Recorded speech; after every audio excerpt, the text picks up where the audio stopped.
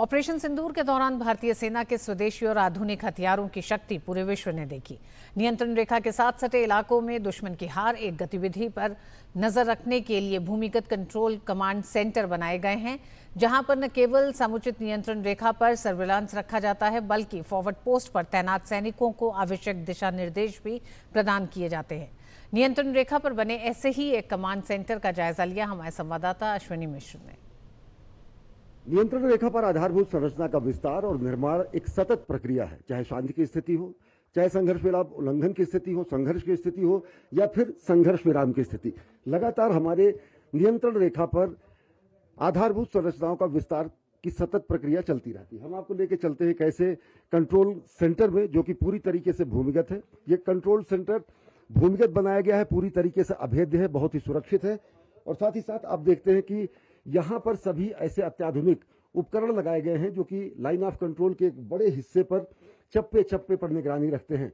यहाँ पर सभी रैंक के कमांडर आकर बैठते हैं और साथ ही साथ रियल टाइम एनालिसिस और रियल टाइम यहाँ पर स्ट्रेटजी बनाई जा सकती है। आप देख सकते हैं ये पूरी की पूरी तरीके से अभेद्य दीवार है और हम जमीन के नीचे है। ये जमीन के अंदर बना पूरा का पूरा कंट्रोल सिस्टम है, कमांड सेंटर है, जहां पर हर रैंक के अधिकारी आकर बैठ सकते हैं।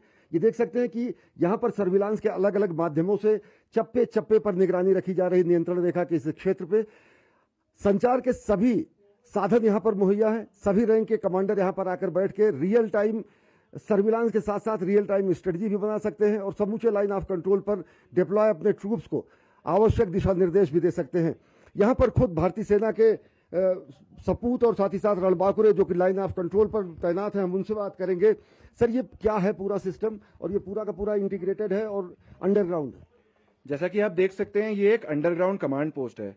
जैसा कि इसका नाम बताता है, कमांड पोस्ट होने के नाते यहाँ पर जो वरिष्ठ अधिकारी हैं, जो हमारे कमांडर्स हैं, यहाँ बैठकर उन्हें तरह तरह के सोर्सेज से तरह तरह की खबरें आती हैं, जिन्हें वो अपने हिसाब से एनालाइज करते हैं, उन पे सूझबूझ करते हैं और फाइनली इसकी मदद से एक सही समय पर सही डिसीजन लेने में सक्षम रहते हैं। जैसा कि आप देख सकते हैं, इस पूरे स्ट्रक्चर को इस तरीके से बनाया गया है कि ये हार्डेंड है। इसके ऊपर एक ओवरहेड प्रोटेक्शन दिया गया है ताकि ये किसी भी प्रकार के एनिमी फायर को नासाजा कर सके। साथ ही साथ यहाँ पर मॉनिटर्स पे आप देख सकते हैं कि जो भी हमारे सर्वेलेंस के आले हैं, जो भी हमारे इलेक्ट्रॉनिक डिवाइसेज हैं, उनका लाइव फीड पूरे समय हमारे पास, हमारे कमांडर्स के पास आता रहता है। साथ ही साथ जो एरियल सर्वेलेंस के तरीके हैं, जैसे ड्रोन्स हो गए, यूएवीज हो गए, उनका भी फीड यहाँ पर लाकर कमांडर्स अपने हिसाब से देख सकते हैं। संचार के हिसाब से भी यहाँ पर सारे इंस्ट्रूमेंट्स प्रोवाइड किए गए हैं ताकि कमांडर्स अपने हिसाब से जो भी इंफॉर्मेशन है ऊपर और नीचे को उसे पास कर सकें।